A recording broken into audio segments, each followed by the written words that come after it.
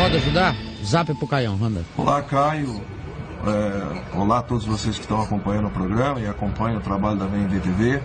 Fico muito feliz, Caio, por poder participar nesse momento do programa, tendo em vista o imenso apreço que eu particularmente tenho pela tua pessoa e pelo trabalho que você desenvolve no Brasil já há bastante tempo. Estou falando da cidade de Maringá, no Paraná, onde está um calor terrível aqui. Caio, eu acabei de chegar de viagem da Europa e vi essa revista que eu recebo, a Super Interessante, onde ela fala de extremismo evangélico. Eu não só colocaria o extremismo evangélico, que é o caso deles que estão comentando, mas o próprio extremismo religioso, que, sem dúvida alguma, hoje é um dos grandes males que assola a humanidade.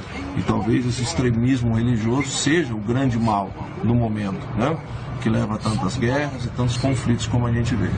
Caio, dentro dessa teoria, dentro dessa matéria de extremismo religioso, eu levo em consideração o posicionamento de muitos líderes evangélicos do Brasil que se apresentam de moda extremamente eufórica e gritante e uma maneira que particularmente eu não gosto de que seja pregado o evangelho, mas não importa, cada um exerce a fé da forma que lhe convém, respeita a posição de cada um. Mas eu queria te perguntar, Caio, existiu em algum momento nos evangelhos alguma posição que Jesus tenha sido extremista? Eu não conheço. Então, se existiu em algum momento que Jesus tenha tido um posicionamento extremista, eu gostaria que você explicasse para mim. Obrigado e um abraço a todos vocês do Brasil inteiro. Muito obrigado, meu irmão. Deus te abençoe. E obrigado pelo carinho e pela pergunta. Olha só. Não. Jesus era o próprio equilíbrio.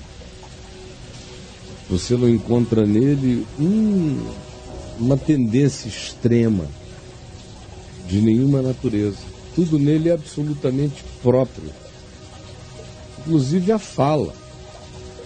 O modo dele de conversar, no Evangelho de Mateus, no capítulo 12, se diz que ele cumpria na comunicação dele, no modus operandi comunicativo dele, a profecia de Isaías, que dizia: eis aí está o meu servo, o meu escolhido, aquele em quem a minha alma se compraz.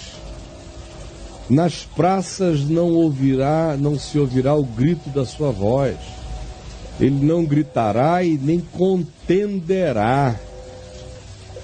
Não esmagará a cana quebrada, nem apagará a torcida que fumega, até que faça o sentido da vida, o juízo da vida, a sabedoria da vida, a graça da vida, ou seja, a boa nova da vida, espalhada entre os gentios.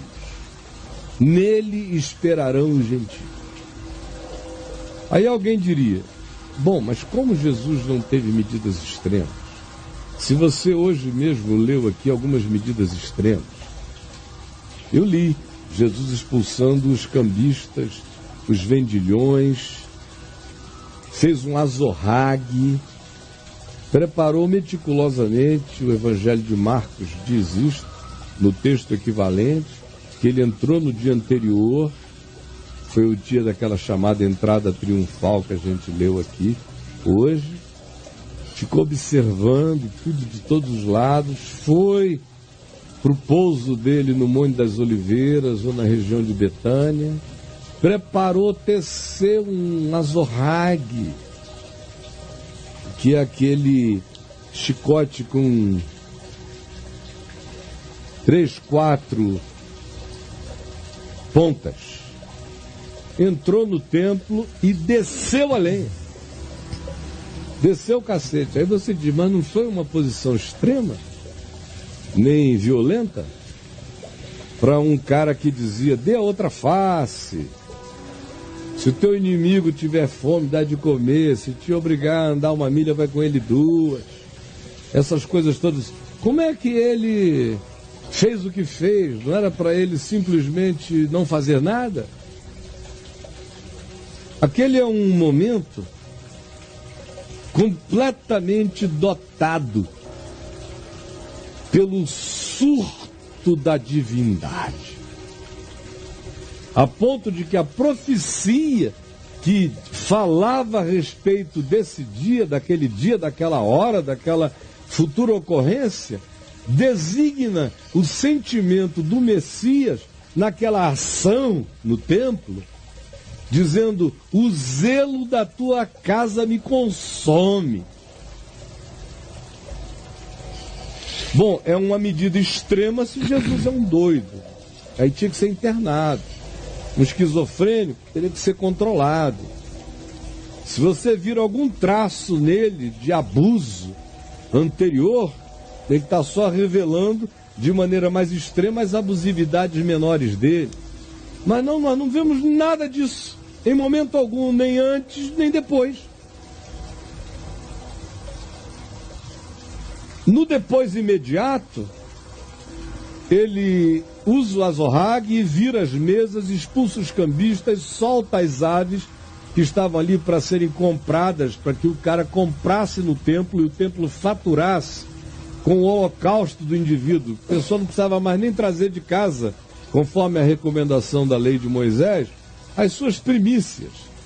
O templo já oferecia tudo por um preço maior, tinha já uma estrutura que lucrava, distribuía-se com os sacerdotes, era um bazarzão só.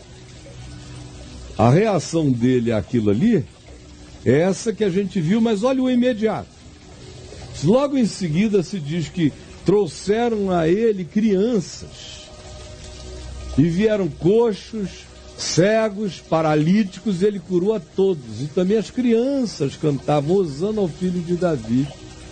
E ele as acolhia a todos. Aí tem o segundo momento extremo, na mesma leitura. Saindo, vai no dia seguinte, voltando de Betfagé para Jerusalém, dirigindo-se ao templo. Já eram os dias finais da vida dele. Logo depois a gente vai ler aqui no Evangelho de Carreirinha já o processo de aprisionamento, morte, e a gente vai primeiro ter o sermão escatológico, tudo isso para chegar lá, mas estamos na beirada. Ele não sai mais de Jerusalém depois que ele chega ali naquele momento que a gente lê. E a última visita. E ele fica até morrer. E não é longo o período. É intenso de narrativas, mas é rápido no tempo. Então, no dia seguinte ele está voltando de Betfagé e ele sente fome. Isso parece uma coisa radical, extrema, não é?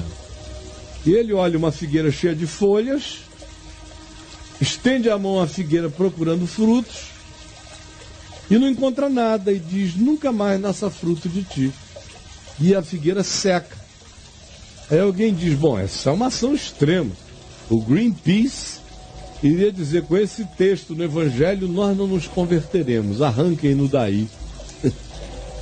Foi uma medida extrema apenas para quem tem esse olhar greenpeaciano ou não entende o contexto. Não entende que, por exemplo, na cabeça de todo judeu, a figueira carregava uma representação de Israel, como até o dia de hoje.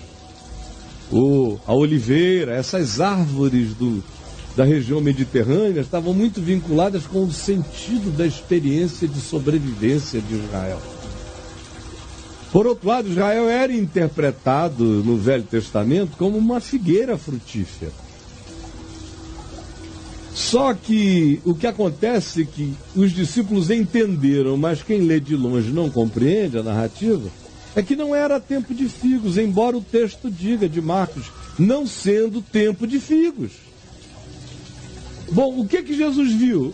Uma anomalia. Não era tempo de figos e a árvore estava cheia de folhas. Sendo que a figueira é uma árvore diferente. Ela primeiro dá o fruto, depois é que ela se abre em folhas. De modo que quando uma figueira está completamente cheia de folhas, é porque inevitavelmente tem que ter fruto dentro dela. Porque o fruto é a primeira coisa que aparece, a folha vem depois. Não era época de fruto. Mas aquela árvore particularmente estava toda coberta de folha. Era uma árvore farisaica. Era uma árvore de fachada. Todas as demais oliveiras, todas as demais figueiras daquela região, e na região de Betfagé, ou no lado de cá, perto de Siloé, Guion, cheio de figueira. Sempre esteve. Todas as figueiras daquela região estavam secas, não era tempo. Era tempo de hibernação. Mas aquela ali estava fazendo uma aparição de fachada, de hipocrisia. Quando Jesus pega e não encontra o fruto e diz, nunca mais nasça fruto de ti, é a mesma coisa que em palavras ele disse diversas vezes a Israel, às autoridades do templo, que eram só fachada. Como hoje mesmo aqui na leitura, ele vos retirará o reino, dará um outro povo. Vocês já eram, porque vocês são só fachada. Então essa medida extrema não é extrema, é uma pedagogia soberana, poderosa, maravilhosa. A outra fala extrema, Mateus 23. Natural, você encontrando um bando de canalha do jeito que era aquela liderança toda farisaica religiosa, ou sacerdotal de Israel. E ter um tratamento diferente do que aquele ali, não é um tratamento, não seria um profeta no meio deles. Então eu não vejo nada em Jesus que não seja absolutamente equilibrado com quem Jesus sempre disse que ele era. É um desequilíbrio total, considerando pessoas que não são quem ele era, que não vivem com a coerência dele, que não carregam a autoridade dele, que não encarnam a palavra como ele, aí é totalmente incoerente. E que não vivem o amor cotidiano dele. Quem vive a realidade do amor, da coerência da verdade e do acolhimento, ganha autoridade para esses extremos eventuais, que são apenas pedagogias necessárias à compreensão de outros na vida. Isso é o que eu penso, de modo que você pode olhar para Jesus, olhar para todos os demais, você não encontra histerismo, histrionismo, confusão de nenhuma natureza na comunicação do Evangelho, é claro que não. Beijo para você, querido. Esse pessoal está todo doido, esqueça isso, nem pense mais nisso. Não dá nem para comparar. É um manicômio, um bando de malucos, entendeu? Nervosos, violentos, histriônicos, histéricos, fixados, tarados. Um dia vocês vão ver.